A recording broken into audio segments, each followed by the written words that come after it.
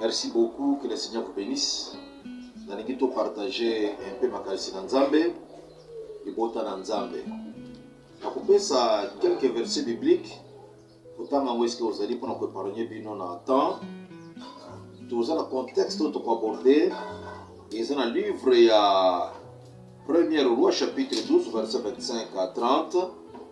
Et deuxième livre c'est dans Deutéronome chapitre 29 verset 16 à 21. Tu peux attaquer encore le verset petit à petit. Tu partager au Nzamba Boxi pour Nabiso. Je crois que juste après péché à Salomon, pour que vous s'incliner et pas à la femme étrangère, Nzambe a décidé qu'il faut séparer, pour déchirer le royaume d'Israël en deux parties. Et le bactère principal au Bavivek Senouana, moko azaki descendant ya Salomon comme ezaki Roboam et moko comme ezaki Jeroboam ou azaki serviteur ya Salomon. Pour nous préparer une détail, il a pas dit juste dans ce royaume ezalaki divisé en deux. Jeroboam a kendaki avec 10 tribus ya Israël et Roboam a tikalaki na 2 tribus ya Israël. Parce que selon l'alliance Nzambe na David, a conquis pour arracher maison ya David, royauté. Alors il y a moi tikaki tribu moko pour les états attachés na Roboam, capitale Jérusalem. Alors tout le monde na côté Jéroboam a kendaki neska makambo bandi. Kota kendaki peuple les komata chaque fois, baza komata na Jérusalem pour que le adorer, baza monter toujours na Jérusalem pour adorer. Parce que c'est difficile pour arracher dans le peuple juif image de Jérusalem. Image de Jérusalem. Parce que nous avons toujours que nous adorons Nzambe ici à Bazalaki. Jéroboam est ce qu'il y a observé dans nous adorer. Alors bien monter manaye. Alors que ceux qui n'attiquent peuple oyo ils ont chaque fois dans Jérusalem que nous adorer. Batu oyo mitema na ko zonga na Jérusalem pe ko zonga pa ya roi Roboam. Bakobo mangai. À imagination moko matikati na ye et créer une idée c'est développer une pensée à kanisi yango et créer la paix. Tant créer la paix a décidé de consulter les grands basés tout autour na ye. Ba siéger par le but non pas empêcher peuple matin à Jérusalem, le gros peuple religieux va décider basala deux fois d'or. Va classer Moko na Dan et Moko na Ephraïm. Et va réussir que ça là yango va réunir peuple, même si peuple que au bandalelo taranzambo ya longola kiyo na Égypte. Yé boki ne adorer, peut détourner mitema ya peuple israélite, va lui ne adorer ba vodor na Ephraïm et va adorer ba vodor na Dan. Bible dit que va sali péché, va faire pécher un peuple.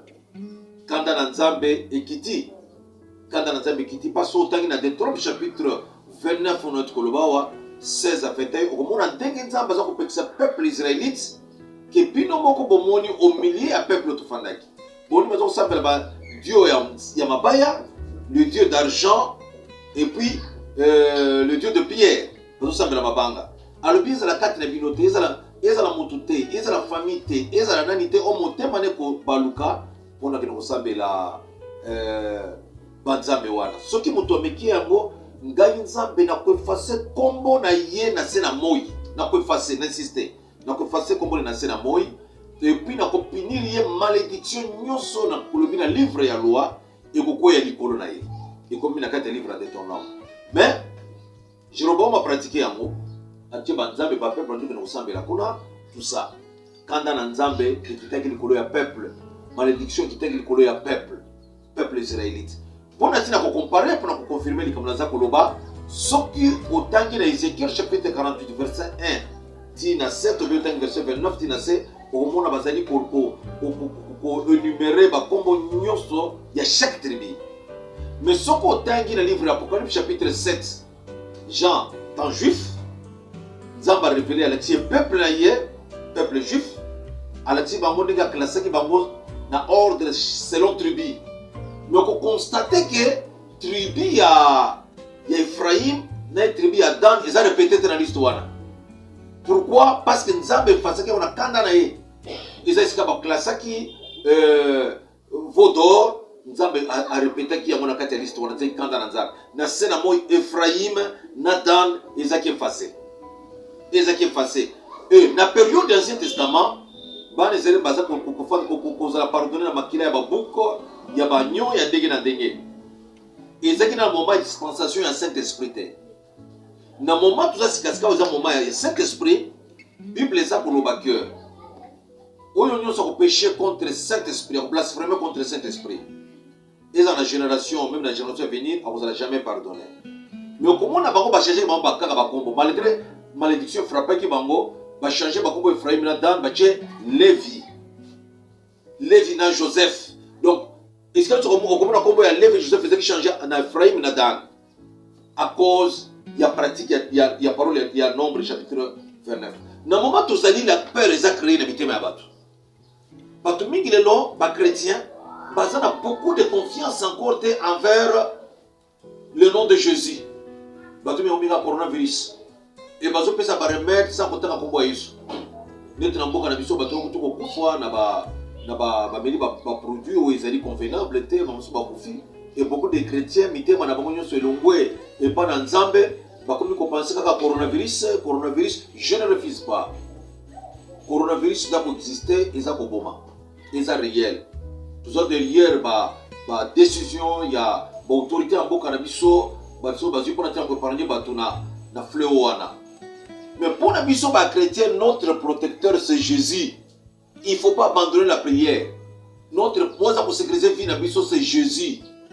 Pour le moment motema na ote ko se confier le comme sous. Pour le moment motema na ote pour ne pas ba loge. Pour le moment motema te pour pratiquer ba œuvre satanique. Pour créer la peur quand ya motema na ote pour se développer et créer la mort. Na moment tozali na zako que Dieu existe. La parole déclare que on doit se confier par Nzambe. Andi Nzambe azali yende rémunérateur ya o munyoso muto azali koluka. Okozala embrouiller te lokola Jéroboam ou la peur créée qui est à faire pécher un peuple. Non. Kondimano tchatala ngo epa na Nzambe. Ba makambo Jéroboam azalaki et créé qui ba conséquences terribles à venir. Si tu total makambo salamaki après makambo Jéroboam azalamaki et cause qui ba dégâts makasi na descendance. Kaka péché o ya salaki wana. Ya kokolonga peuple juif na voix ya Nzambe kutia bango de kosambela bavo intention ne zakati na yo. Bible za kolobake Jéroboam aboni que peuple za komata azuko bang na ebiteni ne za ko diriger sikasikawa pensée ne zakati na yo be émotion ne zakati na yo et conduite na yo ezandengeni na moment toza nango. Il est temps ya besoin de sa confiance et pas dans Nzambe. Toza na moment Satan za ko déranger partout aza ko embrouiller partout. Comme mamate lokola Jéroboam. Comme mamate lokola Jéroboam. Comme mamate lokola Jéroboam. Comme mamate lokola Jéroboam. Voilà conseil muké na ina pesa on attend tozali. Nazo continuer l'enseignement pour parler prochainement du colo ya temps de la fin. Zok sa confiance pas dans Nzambe.